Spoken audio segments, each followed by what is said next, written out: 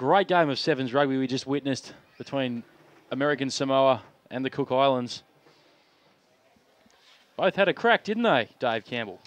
Yeah, look, they did. I think from the previous games we saw, that was probably not the most intense, but Cook Islands did what they had to do. They're starting to build. They've got a date with Samoa, as we've just discovered.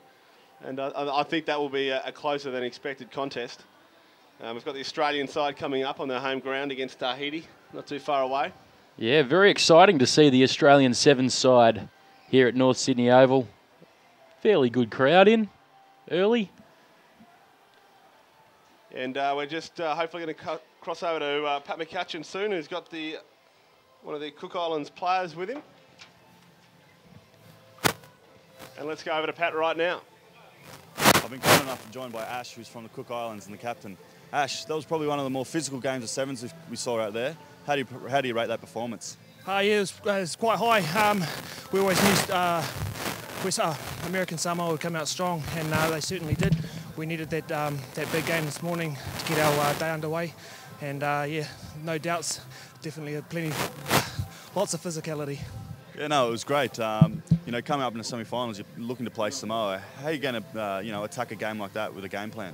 Well, we had a good crack with them yesterday. Went down by 2 points.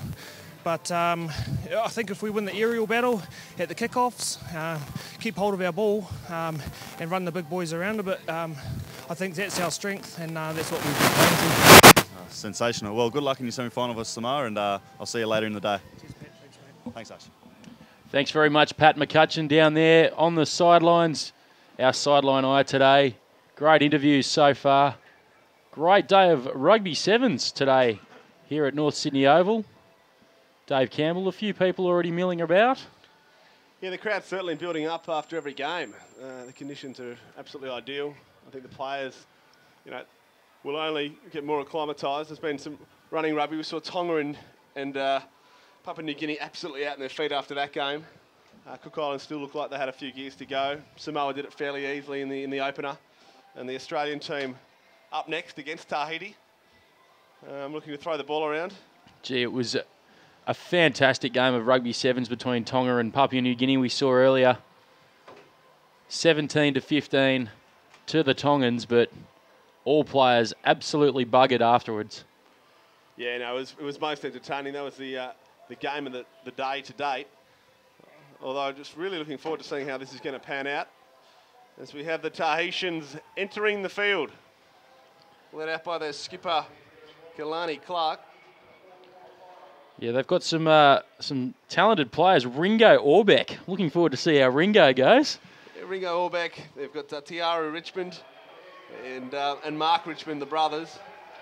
And Ed Jenkins leads out the Australian side. Highly fancied for this Oceania IRB Sevens tournament here at North Sydney Oval.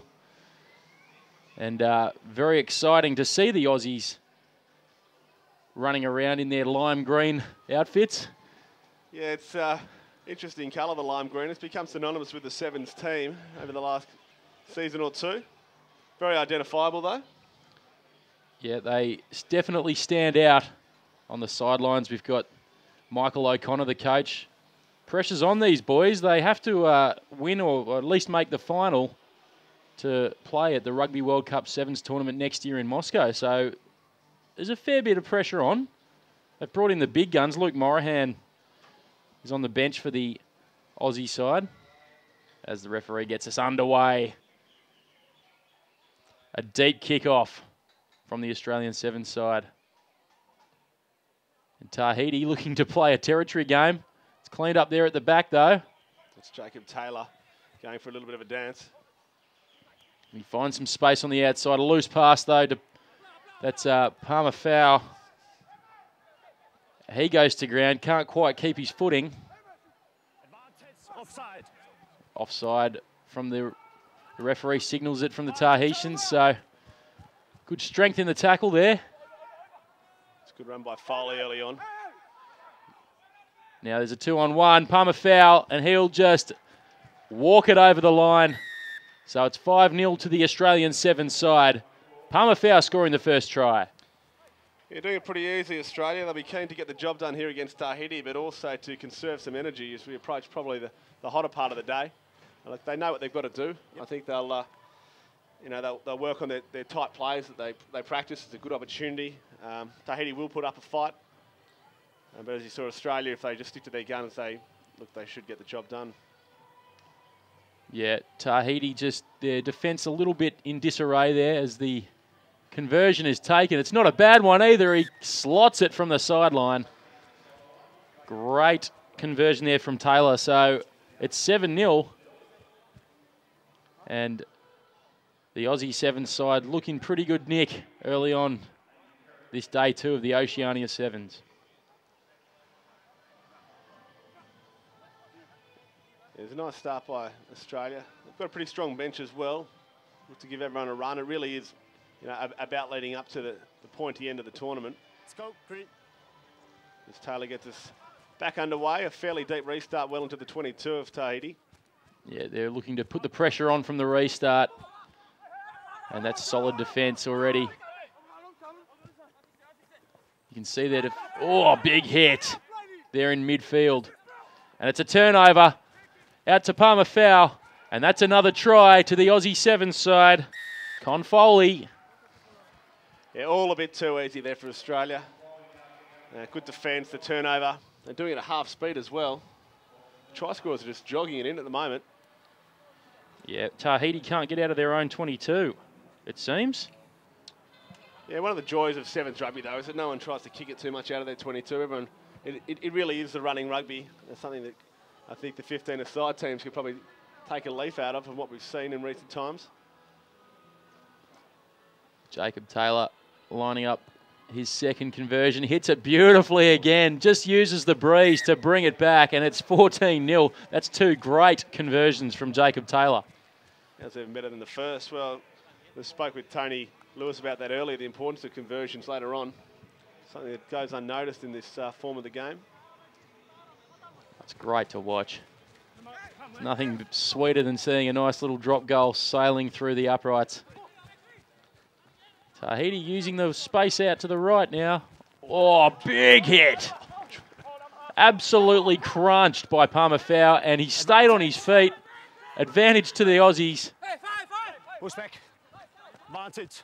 Advantage is still being played as they bring it down in the midfield, but gets it away to Jacopo, and he'll walk it over the line also. So the Aussies straight out to a 19-0 lead. Yeah, it's a tremendous hit. That was what started it. Absolutely poleaxed the Tahitian runner. That's what you call turning defence into attack. Palmer foul absolutely lined up the Tahitian winger and smashed him as the conversion goes through. It's 21-0. Jacopo, the try scorer there. Plays for the Parramatta club here in Sydney. Well, Jacob Taylor's had a very good look at the football. He's had 3 conversions and 3 restarts, plus a few touches. There's a sense of deja vu going on as it's Taylor again to restart us.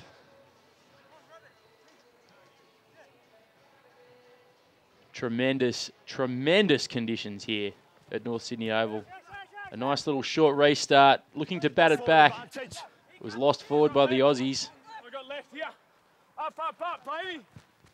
But Tahiti look all bunched up. There's no width about their play. That's what the Aussies do so well. They just bunch these teams up. Yeah, fair reprieve for Tahiti. But yeah, Australia, they've looked the most clinical of all the teams that have performed on the park this morning and this afternoon. Playing a structured brand of sevens, if there is such a thing. Yeah, they're definitely looking very structured. I think their coach, Michael O'Connor, would be just telling them to make sure they stick to their structures. That's what's going to win them this tournament that they so desperately need to win.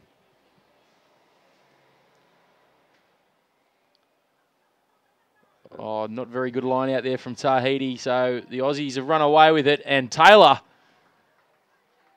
busts through the gap and runs it under the uprights. Yeah, he's having a day out, Jacob Taylor. And this shouldn't be a trouble at all. 26-0 Australia, kick to come. It's all one-way traffic at the moment. I think Tahiti are looking forward to the second half so they can actually have a look at the other half of the football field. Tahiti can't get out of their own half at the moment. They haven't even touched the ball inside their own half yet. It's been all one-way traffic. The Aussies dominating this fixture at the Oceania Sevens. And you're right, Jacob Taylor's been seeing a lot of the footy. Taking the kickoffs, taking the conversions, scoring tries. The Aussies with brutal defence. Oh, great take there from Palmer Fowl. And straight away they've got numbers out to the right. Good strength in the tackle from the Aussies. You've got numbers. That's what they do so well. Great ball out wide. Palmer Fowl will walk in for his second try as the halftime hooter sounds. It's been the Palmer Fowl and Jacob Taylor show from the Australian team. 33-0 at halftime, kick to come. It's funny the way Jacob Taylor's been kicking, he'll probably almost back this one as well. It'll be his most challenging moment of the game. He's been using the breeze beautifully. There's just a light zephyr blowing south to north-south here at the North Sydney Oval.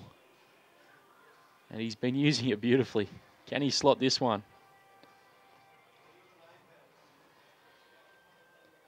Strikes it well, but can't quite bring it back. So the score remains 33-0 at half-time. Tahiti barely had a chance to touch the ball. Yeah, Michael O'Connor will be fairly happy with that. I think they did what was required of them. It was, nothing out of the ordinary. It wasn't razzle-dazzle, but they certainly took their chances. You can't be unhappy with 33-0 at half-time. No, that's right. He'd be happy with the way that they retained possession the whole time. They're looking very relaxed, very comfortable here in the huddle. Michael O'Connor would have run around a fair few times on North Sydney Oval too, you would have thought. Yeah, he certainly turned out here. Usually in the colours of Manly Warringah. That's right. It's nice to see him with the good guys. Rugby Sevens. He's been a long-time coach of this Australian side. Of course, they won the Tokyo tournament earlier in the year. And they looked destined for good things this year, but they need to win this tournament or at least make the final to make the Rugby World Cup next year in Moscow. Yeah, it should be very exciting. I think anything less than the final will be disappointing for Australia, but from what we've seen so far, they stick to their game plan. They should be there this afternoon. A lot more rugby left ahead, though. I don't want to jump ahead. Tahiti got an animated, not a dressing down, but probably animated encouragement there from their coach. Bit of a rev up. They need it. They just need to get some ball. That's what the Aussies have starved them of the pill. They've barely had a chance to touch it, and then when they have, they've been put under immense pressure by this Australian defence. They need to use the width of the field. That's the best way to get tries in rugby sevens. And Tahiti, every time they've touched it, have just looked a little bunched up. It's Oliver Maria to get us underway. That's a beautiful high kickoff. Drops for the Aussies. And Dan Miller cleaned it up. And they will go wide. And it's that man, Palmer Fowl. And speed on the outside from the Aussie Sevens side. He's got Fowl back on the inside. No, that's Taylor.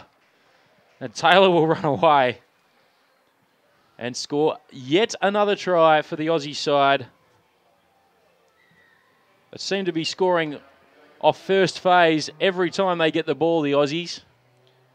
Yeah, beautiful play by Australia, sticking to the basics, went wide, they've got the speed, they're getting on the outside man. And Taylor doing his best job at support play. There's another kick. Works 2 more points on. He's a point-scoring machine. 40-0 to the Australian side here in the second half. at the Oceania Rugby Sevens against Tahiti, who have really barely touched the ball. No, it's very much been a training session for the men in lime green. So Taylor again, this is something Australia have been working on, these short little restarts and the tap backs. Yeah, using their best volleyball skills. Here we go. Tahiti have the ball, finally. And there's a bit of space out wide for them. No, it's a forward pass. Oh, goodness me. Nothing going right for the Tahitians. Yeah, first bit of space to move there by Tahiti. It looked like it was on for a minute, but no. Max here. Again, you think Australia will make the most of a set play opportunity. Right in the middle of the field, 22 metres out. Come closer. Taylor standing directly Touch. behind the Pause. Aussie scrum. Engage. Bind up. Red. Hold. Early. Free kick. Push back. Come back. Well, 8. foul lingering out there on the wing. Taylor takes it up to the line. Brought down. Hands About off, 10 Red. out. They throw it back on the inside to Palmer foul. Release Red. Space for Taylor if they can get it. You need to release Red. Not releasing. So Keep going. Keep the going. Aussies, Eyes there. I'll just slow it down here. It's in the hands of Tuapu. Setting their attacking line. Taps it. Taylor, little set play. Short ball. And It's amazingly soft. too easy for Palmer foul. That's a hat trick for Palmer foul. And that was incredibly soft, you're right. Yes. Tahitian defence in 6s and 7s there. Yeah, Swanee, it was a little bit too easy for Australia. Then it was a training drill and it was one done at half speed at that. They're fine tuning, doing what they have to do. Yeah, that's his first miss today, Jacob Taylor. So the score remains 45-0.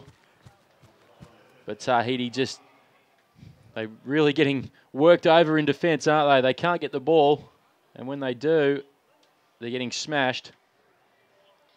And the Aussies are running rings around them at the moment. Yeah, very well drilled outfit. Again, Taylor gets us underway. All Australia on the right-hand side. Backwards. Knock back, and Palmer foul. He's been the star of the show today, along with Jacob Taylor. Shows and goes himself, Jacopo. Here's Palmer foul. He's everywhere. He is absolutely everywhere. Capo now Miller slicing through a gap, flicks it back inside. This is Blaine, still going. Blaine over the 22, shows on the inside. He'll go all the way himself, the big fella, into the corner. That's a great bit of play from the Aussie 7 side, and particularly Blaine. Very agile for the big man, showing it inside, showing it outside, put the head down and backed himself. Yeah, there was certainly a mismatch on the outside, but Blaine shows and goes himself. Great try to the Aussie 7 side. They're racking up a cricket score here. Back him in on this one. Oh, it's a beautiful strike, but it just shaves the outside of the upright and doesn't come through the posts. So great stuff. Score remains at 50-0, and the guy on the scoreboard probably building up more of a sweat than some of the Australians. Yeah, the Ken Irvine scoreboard over in the southern end of North Sydney Oval is got all the scores up there, and it's one of the old style scoreboards, so the man operating that would be in a bit of trouble. He'd be breaking in a big sweat. Maria, the Tahitian skipper. Now some rare ball in hand for the team in red. Comes across. Oh, That was Wong Sung. big hit. The Aussies doing well to disrupt the breakdown, but there's numbers out wide here for Tahiti. Oh, just lost forward by the Aussies. They'll come back for the scrum. Scrum red. Tahiti almost had a mismatch on the outside there, but couldn't quite get it out there. The Aussies doing well to shut it down. It's been a tough day out there for the Tahitians, but they'll learn a lot from this experience. These sorts of tournaments are very good for the emerging nations coming through. Yeah, it's great to see all these world-class sides matching up against each other. And relative minnows. Tahiti are struggling today, but they definitely will learn a lot. You're right, Dave Campbell. They'll kick for the line here. It's not a ploy you normally see in sevens, but Tahiti just need a bit of territory. A bit of breathing space. Has he found touch? Yes, he just finds touch. That's a great touch finder too from Tahiti. And so they've got the ball inside their own half, inside the Aussie half. Yeah, they've been down here for quite some time. A very deep backline getting set. They've got an opportunity to try and put something on the board. The hooter sounds for full time, so this will be the last play.